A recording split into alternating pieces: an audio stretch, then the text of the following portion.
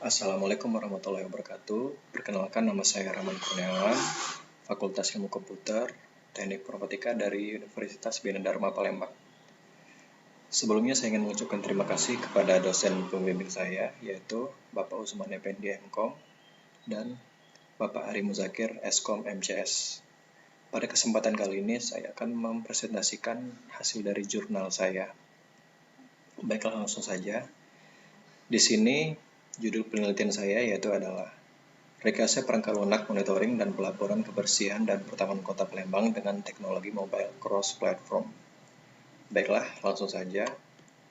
Di sini ada latar belakang, yaitu Dinas Kebersihan dan Pertamanan Kota Palembang merupakan perangkat daerah sebagai unsur pelaksana penyelenggaraan pemerintah daerah yang mempunyai tugas pokok melaksanakan sebagian urusan di bidang kebersihan dan pertamanan. Kebersihan merupakan bagian dari keindahan untuk pertamanan kota dan menjadi kebutuhan pusat kota untuk melihat kebersihan kota karena lebih baik akan terciptanya keindahan di kota serta dalam nyaman. Sehingga perlunya kebersihan dalam pertamanan kota yang menjadi pusat kenyamanan kota Palembang. Dinas Kebersihan dan Pertamanan Kota Palembang dalam menjalankan monitoring atau patroli belum menggunakan teknologi informasi dalam menunjang kegiatan monitoring mereka.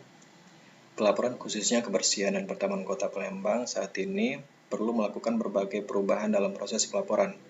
Salah satunya adalah dengan menerapkan konsep pelaporan teknologi mobile yang bersifat berbeda, di mana dalam pelaporan tersebut masyarakat dapat memberikan informasi yang akurat dan pihak Dinas Kebersihan dan Pertamanan Kota Palembang dapat mengecek lokasi yang diperoleh dari masyarakat. Di sini ada teknologi cross-platform. Apa itu cross-platform? Yaitu ialah kemampuan dari bahasa pemrograman seperti Java yang memungkinkan programmer untuk menjalankan software di beberapa sistem operasi atau OS yang berbeda. Umumnya bahasa pemrograman yang memiliki kemampuan cross-platform adalah software bebas, contoh Java. Software dari cross-platform yang dapat bekerja di hampir semua sistem dengan atau tanpa modifikasi dapat disebut juga sebagai multi-platform. Di sini juga ada Java. Java ialah sebuah bahasa pemrograman yang memiliki prinsip multi-platform berbasis Object-Oriented Programming sederhana, dikembangkan oleh Sun Microsystems Corp. Java dilengkapi dengan JVM atau Java Virtual Machine, yakni suatu perangkat penerjemah bahasa pemrograman sehingga bahasa Java dapat dijalankan di beberapa OS yang berbeda atau cross-platform. Di sini juga ada framework. Framework adalah desain yang bisa digunakan kembali dan biasanya dinyatakan sebagai satu sel abstraksi kelas yang mengatur hubungan antar kelas. Perancangan pada framework dibuat sedemikian rupa sehingga sebagian atau seluruh software dapat digunakan kembali. Framework merupakan kerangka kode yang dapat disimpulkan dengan classes yang spesifik atau dengan fungsi yang telah dirancang untuk mengatasi masalah yang dihadapi. Di sini juga ada UML, soalnya saya merancang desainnya menggunakan UML. Pada tahun 1997 dikembangkan suatu bahasa pemrograman berorientasi objek yang pertama yang dikenal dengan nama Simula Strip 67. Bahasa pemrograman ini kurang berkembang tetapi sangat berarti dengan memberikan sumbangan yang besar bagi developer pengembangan bahasa pemrograman berorientasi objek berikutnya. Perkembangan yang dilihat dari perkembangan berorientasi objek saat berkembangnya pemrograman Smalltalk pada tahun 1980-an yang selanjutnya diikuti dengan perkembangan bahasa pemrograman berorientasi objek yang lainnya. Kurang lebih 5 tahun setelah Smalltalk berkembang, maka muncul metode pengembangan berorientasi objek. Dan metode yang pertama yang dipopulerkan oleh Sally Saler dan Stephen Mellor. Kemudian diikuti oleh metode pengembangan berorientasi objek lainnya. Di sini ada rumusan masalah.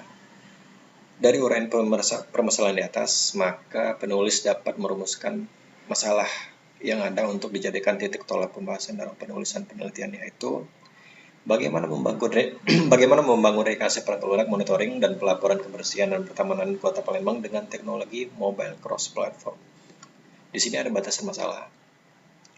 Penulis membatasi permasalahan hanya pada membangun rekayasa perangkat lunak monitoring dan pelaporan kebersihan dan pertamanan di Kota Palembang dengan teknologi Android cross-platform. Jadi saya hanya fokus di Android saja, tidak di seperti Windows ataupun iOS.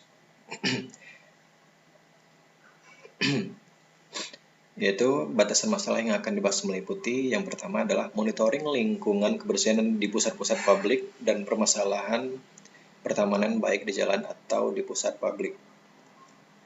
Kedua, teknologi yang dipakai adalah berbasis Android dan Windows Phone. Ketiga, bahasa pemrograman dipakai adalah HTML5, CSS, JS, dan PHP. Tujuan dan manfaat. Tujuan penelitian adalah untuk membangun rekayasa pengelolaan monitoring dan pelaporan kebersihan dan pertamanan di Kota Palembang, yang nantinya diharapkan dapat membantu pegawai dalam melakukan pelaporan kebersihan dan pertamanan di Kota Palembang. Manfaat penelitian yang pertama, dengan adanya perangkat lunak pelaporan, diharapkan dapat membantu atau mempermudah dalam pelaporan kebersihan dan pertamanan Kota Palembang. Kedua, yaitu menambah wawasan bagi penulis dalam membangun rekayasa perangkat lunak, monitoring, dan pelaporan kebersihan dan pertamanan di Kota Palembang. Teknologi mobile cross-platform. Desain use case diagram. Di sini bisa kita lihat dari gambar use case, nanti saya akan jelaskan. Yang pertama itu ada aktor admin. Admin mempunyai tugas untuk memasukkan data kecamatan, data kelurahan, data-data kegiatan rutin, data petugas pemantau, dan membuat agenda kegiatan. Yang kedua ada aktor petugas pemantau yang hanya dapat menjalankan pantauan ke lokasi sesuai dengan kegiatan yang mana telah dimasukkan oleh admin. Baiklah, di sini ada contohnya. Di sini ada admin. Admin bisa melakukan login. Dalam login dia bisa melihat laporan, melihat input agenda kegiatan, menginput kegiatan rutin, menginput petugas pemantau, menginput data kecamatan.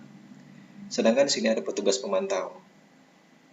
Petugas pemantau dapat melakukan yaitu pemantauan lokasi sesuai dengan agenda kegiatan yang sudah diliput oleh admin, dan juga bisa melakukan melihat data kelurahan yang sudah diinput juga oleh admin, sehingga kedua ini saling berkaitan.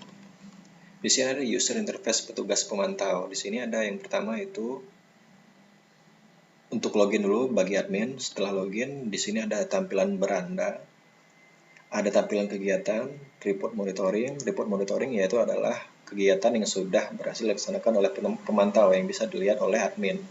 Dan di sini juga ada pelaporan dan monitoring. Di sini ada hasil dari perangkat lunak yang saya buat, yaitu laporan kegiatan kebersihan. Di sini ada ID kegiatan, nama kegiatan, jumlah kegiatan, dan penyelesaian kegiatan.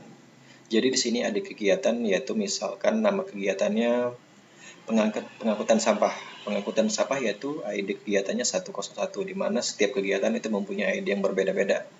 Di sini ada jumlah kegiatan itu terserah admin mau memberikan beberapa perintah bagi setiap pemantau. Bisa saja satu pemantau itu bisa mendapatkan 2 kegiatan dalam satu hari. Di sini juga ada penyelesaian kegiatan, di mana penyelesaian kegiatan akan muncul 100% jika petugas pemantau dapat menyelesaikan kegiatan yang sudah ditulis oleh admin atau diinput oleh admin. Jika hanya satu kegiatan dari 2 kegiatan yang dilaksanakan, maka hasilnya yaitu 50%. Namun jika petugas pemantau dapat menyelesaikan semua kegiatan yang diinput oleh admin dalam satu hari full, maka penyelesaian kegiatannya akan muncul 100%. Di sini ada kesimpulan dan saran. Kesimpulan, berdasarkan dari hasil penelitian ini dapat disimpulkan bahwa yang pertama, perangkat lunak monitoring dan pelaporan kegiatan pada Dinas Kebersihan dan Pertamanan merupakan salah satu program yang dapat membantu monitoring dan pelaporan berbasis mobile. Kedua, Dinas Kebersihan dan Pertamanan Kota Palembang dengan adanya aplikasi yang berbasis mobile ini dapat menyimpan, mengelola, dan memproses data dengan cepat dari hasil survei di lapangan ke dalam sebuah sistem sehingga informasi nantinya dapat diproses dengan cepat dan akurat. Yang kedua adalah saran. Yang pertama, diharapkan dengan adanya sistem ini akan menambah efektivitas dari kegiatan yang dilakukan oleh pegawai bagian monitoring di lokasi untuk menyampaikan laporan berbasis Android. Yang kedua, apabila dalam aplikasi yang dibuat oleh penulis ini belum memenuhi standar lingkungan, maka penulis sarankan agar dapat dikembangkan lebih baik lagi supaya tercapainya kebutuhan yang akan lebih efektif dan efisien di kemudian harinya. Oke, mungkin hanya itu saja presentasi dari jurnal saya. Lebih dan kurang saya mohon maaf. Saya akhiri. Wassalamualaikum warahmatullahi wabarakatuh.